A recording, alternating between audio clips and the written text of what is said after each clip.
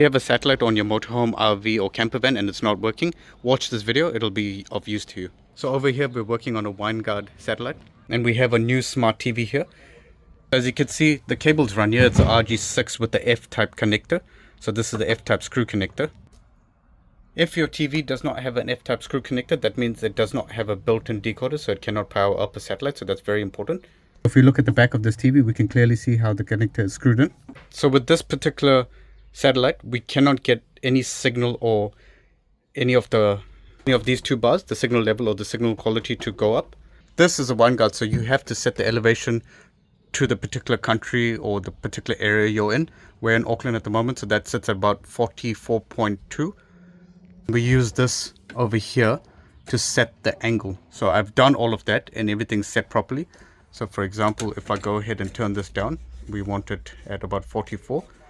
It's all set there, but we are still not getting any signal. So if you're in a similar situation where you've tried everything, you've set all the angles correctly, used the compass and done all of that, then keep watching this video. I'll show you how to test if there's power at the top and just diagnose this. So like I said, first step, make sure that your TV is on and make sure it can power up an LNB. Normally if it's got the F-type screw connector, that works. Set your compass to the right angle so that you get the right elevation and bearings for the satellite. Next, using a multimeter, we'll go to the top and we'll check for voltage because sometimes the cables can get damaged over time. So coming at the top here, now what we'll do is we'll unscrew the F connector. We'll put our multimeter onto 20 volts and we'll check for voltage.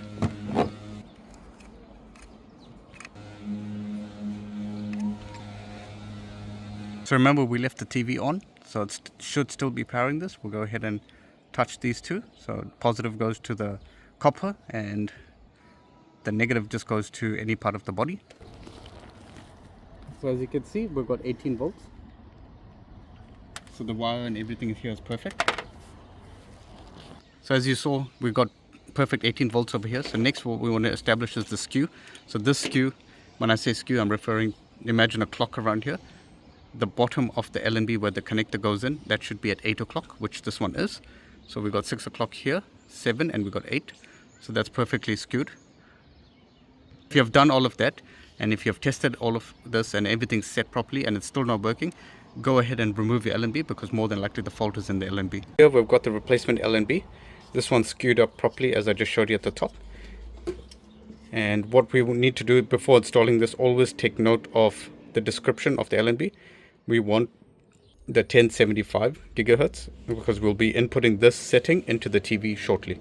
This is held in by two 10mm nuts, all stainless steel bolts and nuts. So we'll go ahead and just swap this at the top. The LNB replaced, we'll go ahead and set the elevation again. And we'll go ahead and turn the satellite to the correct position. If you need to see all of this and how to set up the Winegard, do check out my videos or check the description below. I've gone into detail on how to set this in previous videos, so just check the description or check the comments. So now with all of that set, come back to the TV and we still have Optus D1 selected. So after Optus D1, we want to come here. We saw the LNB type, so we want 10750. So we set that and we make sure that we set it to auto voltage. If you don't have auto voltage, just go ahead and set it to 18 volts.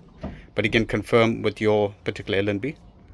After 10 to 15 seconds, once the satellite has picked up the signal, you'll notice that the signal level has gone up and the signal quality. So at this point, you can go ahead and tune your TV. So we'll go ahead and hit scan. On this particular one, we hit the blue button.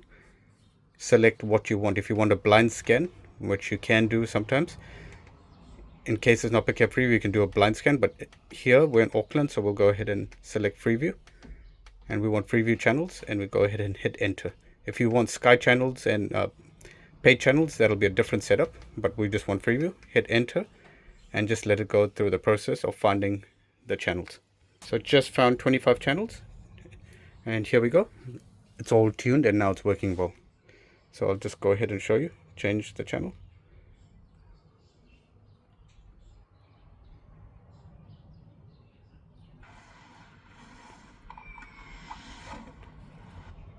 And it's working well. This video was of some help to you. Do like and subscribe, and do stay tuned for more interesting content. And do check out my channel. I've got a lot of other camper review videos and repair videos. Check it out. It'll be in the description or in the comments below.